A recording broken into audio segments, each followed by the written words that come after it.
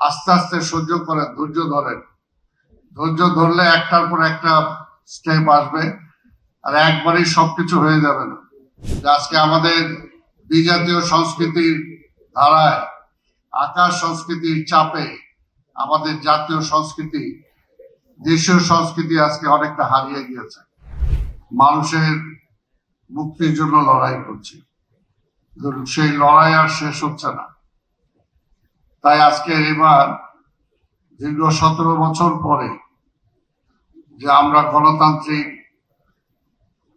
ধারাকে ফিরিয়ে আনতে পেরেছি, আবার এই ধারাটা যাতে আমরা অব্যাহত রাখতে পারি, সেটার জন্য যাতে মাঝপথে আবার আমরা ব্যর্থ হয়ে না যাই, সেটার জন্য আজকে যারা বিরোধী দল তাদেরকে বলবো যে আপনাদের মনে থাকার কথা যে আপনাদের কাদের উপর ভর করেই এই ফ্যাসিবাদ কিন্তু ফিরে এসেছিল, আওয়ামী লীগ ফিরে এসেছিল। আবার আপনাদের কোনো ভুল আন্দোলনের কারণে যাতে আবার গণতন্ত্র ব্যাহত না হয়, আবার সেই পিছনে ফিরে যেতে না হয়, সেটার জন্য অবশ্যই আপনাদের দৃষ্টি রাখা দরকার। আর গণতন্ত্র কখনো 1 মাসে, 1 বছর বা 6 বছরে প্রতিষ্ঠিত হয় না। গণতন্ত্র একটা চলমান প্রক্রিয়া। এবার গণতন্ত্রে ফিরে আসার যে সুযোগ হয়েছে আমাদের, ধাপে ধাপে যেটাকে অবশ্যই আমাদেরকে সামনের দিকে নিয়ে যেতে হবে।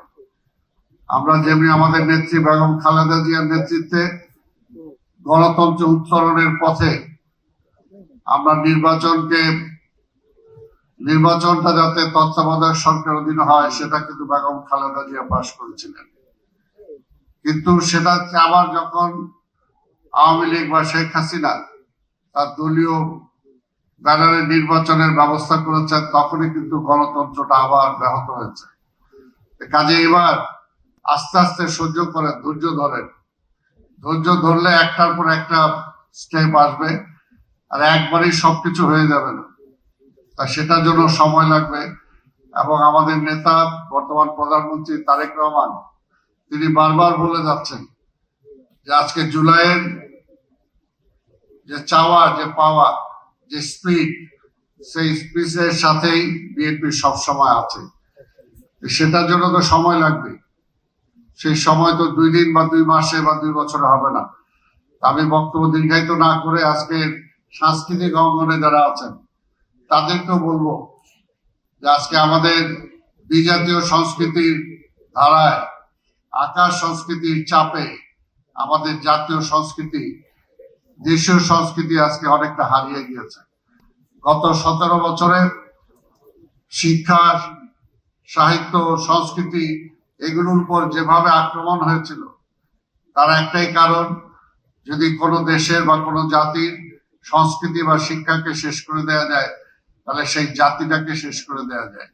কাজে আমাদেরকে বুঝতে হবে যে সেই আক্রমণের মুখে আজকে আমরা কোথায় আছি, আমাদের সংস্কৃতিটা কোথায় আছে, এটাকে আবার পুনর্জীবিত করতে হবে। পুনর্জীবিত করার জন্য জাসাস সেই লড়াই নিরন্তর ভাবে চালিয়ে যাবে।